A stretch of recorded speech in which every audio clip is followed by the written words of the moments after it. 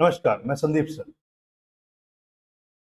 कई दिनों से आप ये न्यूज़ में सुन रहे होंगे कि हवाई आइलैंड में आग थमने का नाम नहीं ले रही।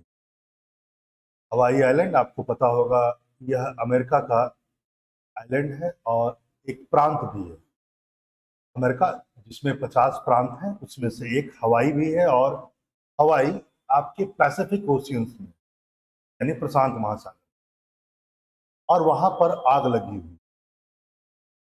यह इसलिए इम्पोर्टेंट हो जाता है, आप जैसा न्यूज़ में देख रहे हैं, लिखा हुआ है लगभग 36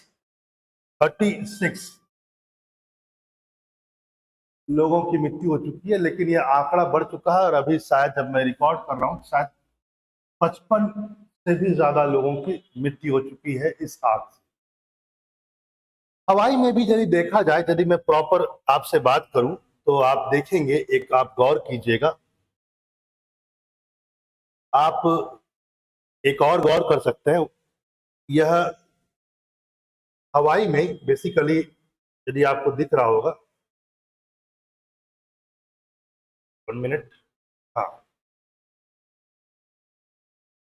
ये हवाई आइलैंड भी में भी कई आइलैंड हैं पैसिफिक ओशियंस में। ये आपको है ना, हवाई आइलैंड में भी कई छोटे मोटे आइलैंड हैं और माना जाता है एक आइलैंड जो है वो है माउई। ठीक है, एक जो आइलैंड है वो है माउई, माउई, माउई।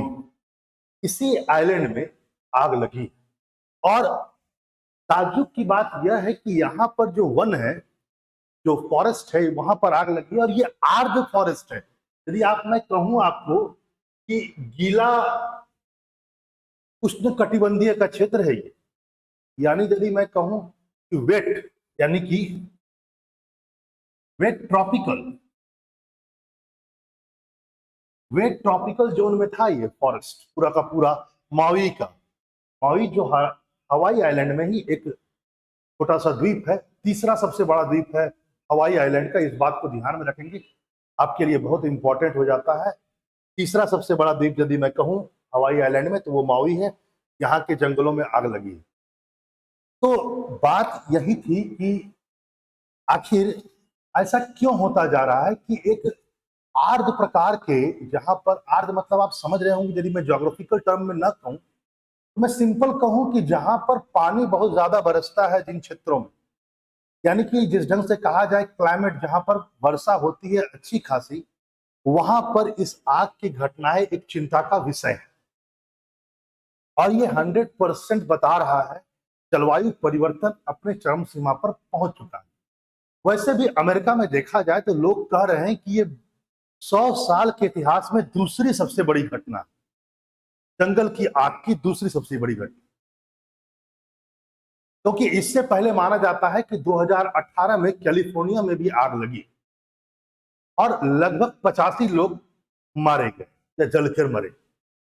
और यहां पर भी आंकड़ा लगभग, अब मैंने आपसे कहा, ये आंकड़ा बढ़ चुका है, लगभग 55 क्रॉस होने वाला या हो चुका। यह अपने आप में एक सोचने का विषय है कि 100 साल के इतिहास में यदि इतनी जल्दी फ्रिक्वेंसी पर आग लगेगा तो शायद समस्याएं गंभीर होते जा रही है। वैसे भी यदि आप देखें तो अमेरिका के जो वैज्ञानिक है कैलिफोर्निया के, उन्होंने इस बात को कहा है, एक शंका जो जाहिर की है, शंका के साथ साथ चिंता, वो यह कहा गया है कि अमेरिका इन दिनों सूखे की मार झेल रहा है और यह मार बहुत भयावह हो चुकी है। कहीं कहीं पर यह सूखा जो है वो 16% तक को क्रॉस कर चुका है। और हवाई जैसे आइलैंड में भी यह 16, मेनलैंड में कहा जाए, अमेरिका का जो मेनलैंड है वहां पर तो 16% है ही सूखे की स्थिति। लेकिन हवाई जैसे क्षेत्र में भी, जहां पर पानी पड़ता था, अच्छा खासा पड़ता था, वहां पर भी यह देखा जाए तो 15% के आसपास ड्राफ्ट हो चुका है, यानी सूखे की स्थिति हो चुकी है। वैसे भी वैज्ञानिकों ने यह भी दावा किया है कि हाल के दिनों में देखा जाए तो पैसिफिक ओशियन में जितने भी आइलैंड हैं, खासकर हवाई के साथ साथ सटे हुए और भी जितने भी आइलैंड है, वहां पर भी यही सूखे की स्थिति है। और वहां पर भी आग की शंकाएं जाहिर की जा रही है। यानी अभी तक तो आप यह जानते थे कि जितने भी द्वीप हैं वह ग्लेशियर वगैरह जो ग्लोबल वार्मिंग बढ़ रहा है उससे पिघल करके जो पानी का स्तर बढ़ रहा है तो डूबने का खतरा है। और अब एक नया अध्ययन यह बताता है, इन घटनाओं के आलोक में आप समझ सकते हैं कि अब जंगल की आग भी उनके लिए एक सरदर्द बन चुकी है और उनके अस्तित्व के लिए खतरा बन चुका है। इससे भी एक अच्छी बुरी बात क्या है उसको भी जरा समझा जाए। वो यह है कि हाल ही में यदि मैं आपसे कहूं कि जितने भी वैज्ञानिक हैं उन्होंने इस बात को भी कहा कि 2018 में भी जब भयंकर एक आग लगी थी कैलिफोर्निया के जंगलों में, तो वहां पर हैरिकेन आया था, तूफान आया। अब आपको लगेगा कि तूफान आया तो बारिश पड़ेगी और बारिश पड़ेगी तो आग बुझ जाएगा, लेकिन उल्टा हुआ, कैलिफोर्निया में आग बढ़ी। क्योंकि कैलिफोर्निया कोई छोटा मोटा क्षेत्र नहीं है, बड़ा क्षेत्र है। किसी एक क्षेत्र में आया हुआ हैरिकेन यानी तूफान दूसरे क्षेत्र में अलग प्रकार के मौसम को जनरेट कर देता है। यहां पर भी यही हो रहा है। यहां पर देखा जाए तो एक हैरिकेन आया हुआ है, दोरा, एक तूफान, इसको भी आप याद रखेंगे, आपके पॉइंट पे है। एक तो माउई कहां पर है, यहां पर है हवाई में, प्रशांत महासागर के क्षेत्र में, हवाई द्वीप में, इसको भी ध्यान रखेंगे। और दोरा एक हरिकेन है।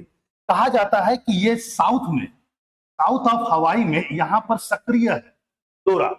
अब ये हरिकेन सक्रिय है साउथ में और इसने क्या कर दिया कि नॉर्थ में हाई प्रेशर को जनरेट कर दिया, यानी उच्च दाब को जनरेट कर दिया। अब आप समझ सकते हैं यदि हाई प्रेशर जनरेट नॉर्थ में होगा तो ये फेवरेबल कंडीशन है फॉरेस्ट के फायर का। जंगल में यदि आग उत्पन्न होती है तो उसके लिए यह एक फेवरेबल कंडीशन है, उच्च वायु दाब, क्योंकि वहां से हवाएं तेजी से बहेंगी निम्न वायु दाब की ओर। हवाओं का डायरेक्शन क्या होता है, हवाएं आप जानते हैं इस बात को कि हवाएं जो होती है वो हमेशा उच्च वायु दाब से, हाई प्रेशर से लो प्रेशर की ओर चलती है, हाई टू लो। अब यहां से नॉर्थ माउई से हवाएं तेजी से बहा रही हैं दक्षिण की ओर जहां पर हरिकेन चल रहा है, और इन बढ़ती हुई हवाओं ने वहां पर जंगल की आग को और बढ़ा दिया है। यानी एक क्षेत्र में हरिकेन है लेकिन दूसरे क्षेत्र में उसी के प्रभाव से जो तेज हवाएं चल रही है उसने क्या किया, वहां पर बेहताशा तरीके से आग को बढ़ा दिया है। लोग घर को छोड़ने के लिए मजबूर हैं। आप यह भी बात ध्यान में रखेंगे, जंगल में आग की स्थिति इसलिए भी भयावह हो जाती है कि आपको पता होगा आग लगने के लिए पहले आग के लिए एक ईंधन की आवश्यकता होती है, एक फ्यूल होता है जो इजीली अवेलेबल हो जाता है। फॉरेस्ट जो होता है वो फ्यूल को इजीली अवेलेबल करा देता है। सूखे की स्थिति आपको मैंने जैसे कहा बहुत ज्यादा बढ़ चुकी है, पानी कम होने लगा, तो जंगल में वैसे भी देखा जाए तो सूखे की स्थिति थी, वो अपने आप में क्या हो गया, ईंधन का काम करता है। और जंगल में याद रखें आग का दूसरा सबसे बड़ा जरूरत होता है ऑक्सीजन, और जंगल में ऑक्सीजन तो भरपूर होता है। इसलिए आम जगह पर आग लगने के बाद स्थिति को सामान्य करने में समस्याएं कम होती हैं, वो जल्दी सामान्य भी हो जाता है।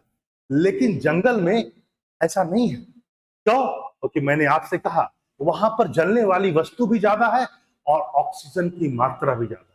वैसे एक बात और भी ध्यान रखेंगे कि मौई की घटना थोड़ी सी अलग भी है, क्योंकि यहां पर हुआ यह है कि कृषि के विस्तार से और डिफॉरेस्टेशन से क्या हुआ कि वृक्षों की संख्या, जो बड़े बड़े वृक्ष हैं उसकी संख्या तो कम हो गई, लेकिन ग्रासेस की संख्या बढ़ गई है, ग्रासेस का एरिया बढ़ गया है। और आपको पता ही है ग्रासेस यदि सूख जाए तो वो कितनी तेजी से आपको बड़ा कर सकती हैं, भयावह रूप दे सकती हैं। आज अमेरिका चौतरफे जलवायु परिवर्तन से जूझ रहा है, जहां कई क्षेत्रों में लगातार बाढ़ आ रही है, वहीं पर कुछ क्षेत्र जंगल की आग से पीड़ित है। भारत को भी इस पे सोचने की जरूरत है, क्योंकि जलवायु परिवर्तन ही वो मुख्य कारण है इन जंगलों के बढ़ते हुए आग का। आप समझ सकते हैं कैलिफोर्निया के वैज्ञानिकों ने कहा है इस बात को कि जंगल की आग जो पहले साल में जंगल की बड़ी आग बेसिकली कहा जाए, तो पहले 100 साल में 1 या 2 बार होती थी, इसकी फ्रीक्वेंसी 70% तक बढ़ गई है। अब आप सोच सकते हैं ये कितना कार्बन डाइऑक्साइड जलने के बाद निकलेगा, सल्फर जैसे गैसें निकलेगी, जो जीवन के लिए बहुत हानिकारक होगा। कई सरकार इससे अभी जूझ रही है और इससे लगातार प्रयास किया जा रहा है इससे बाहर निकलने का। चलिए आगे अन्य टॉपिक पर ध्यान रखेंगे, याद रखेंगे इस बात को कि यहां पर एक संकट जो उत्पन्न हुआ है, यह मूल कारण जलवायु परिवर्तन है, जिसे चेक करने की जरूरत है। नमस्कार।